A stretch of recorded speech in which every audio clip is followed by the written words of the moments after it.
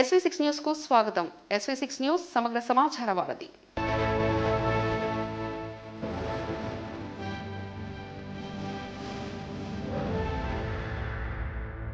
అంబర్పేట్ బీఆర్ఎస్లో ముదురుతున్న రాజకీయ వివాదాలు. పూలే విగ్రహం వద్ద కార్పొరేటర్ని తోసివేసి అంతు చూస్తానని బెదిరించిన నేపథ్యంలో ఎమ్మెల్యే తీరును తప్పుపడుతున్న అంబర్పేట నియోజకవర్గ ఇన్ఛార్జ్ ఎడ్ల సుధాకర్ రెడ్డి, మాజీ కార్పొరేటర్లు, నాయకులు.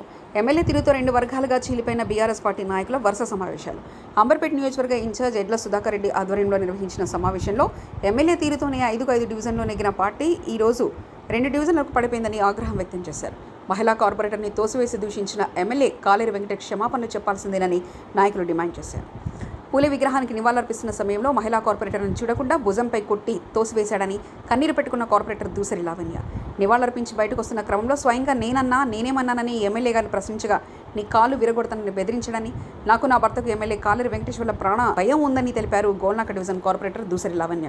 నియోజకవర్గ పరిధిలోని అన్ని డివిజన్లలో ఆత్మీయ సమ్మేళనాలు పెడుతూ డివిజన్ కార్పొరేటర్లకు, డివిజన్ ప్రెసిడెంట్లకు సమాచారం ఇవ్వకుండా ఎమ్మెల్యే సమావేశాలు పెడుతున్నారని తెలిపారు.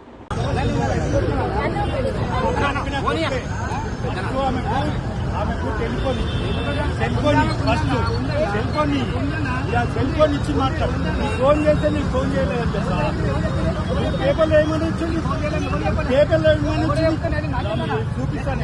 ఈ రోజు నుంచి చూపిస్తాను.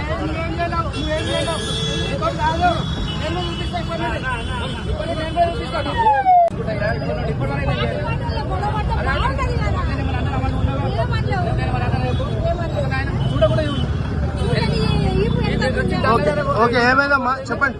జ్యోతిరావు పిల్ల గారికి దండ వేయడానికి వచ్చామన్నా, నాకు తెలియదు వచ్చాడు. మేము అక్కడ నిలబడి ఫోటోస్ కార్యకర్తలతో ఫోటో దిగుతూ నూకేశాడు. ఏం పద్ధతి అది అసలు? ఎవరు? ఎమ్మెల్యే గారు. అసలు కారణం చెప్పాలి కదా, మేమేం తప్పు చేసామని.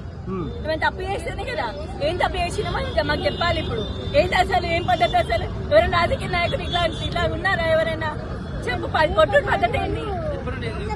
ఇప్పటి నుంచి ఏమో చూపెడతానంటే మాకు చూపెట్టండి, మేము కూడా ఏదో చూపెడతాం. సెల్ ఫోన్ గురించి ఏదో చెప్తారు కదండి, సెల్ ఫోన్ సెల్ ఫోన్ ఏమైందంటే నాకు ఒక రోజు ఫోన్ చేసిండు. మొన్న అన్ని అసలు జరిగింది ఏంటంటే, మొన్న ఆత్మీయ సమ్మేళన ప్రోగ్రామ్ ఏదైతే ఉన్నదో ఆ రోజు నాకేంటంటే నాకు తెలియకుండా అన్ని మీటింగ్లు అన్ని ఆయన ఆర్గనైజ్ చేసిండు.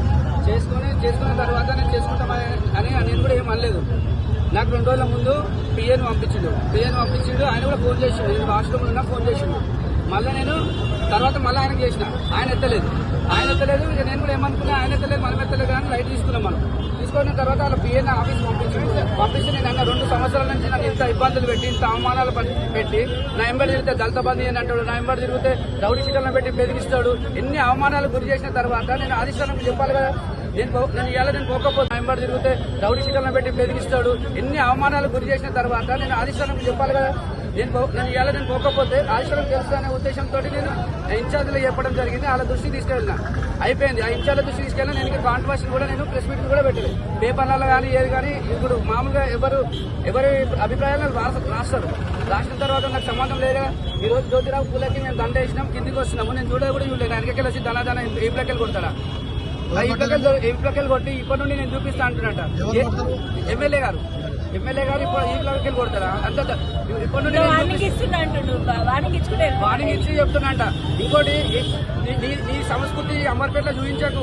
ఒక ఇంటికాడ మనిషి చనిపోతా కూడా ఈ రోజు వరకు నువ్వు ప్రెస్ మీట్లు పెట్టలేదు. నువ్వు నీలేక దరిద్రం మనిషి కాదు. ఇప్పటి వరకు నేను విమర్శించలేను మా పార్టీ అని.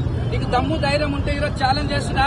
నువ్వు రాజకీయాలలో అంబర్పేట నువ్వు నా సత్తా నన్ను ఏమో చేస్తా అంటావు కదా.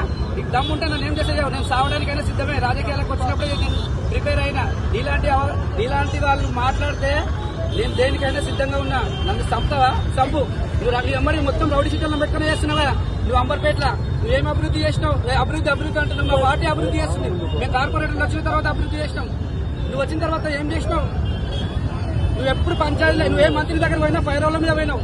నువ్వు పని చేసినావా? ఏం పని చేసినావు చెప్పు. అంబర్పేటలో నేను అడుగుతున్నాను, ఇప్పటివరకు అడగలే. మరింత సమగ్ర సమాచార స్రవంతికై చూస్తూనే ఉండండి SV6 న్యూస్ సమగ్ర సమాచార వారధి.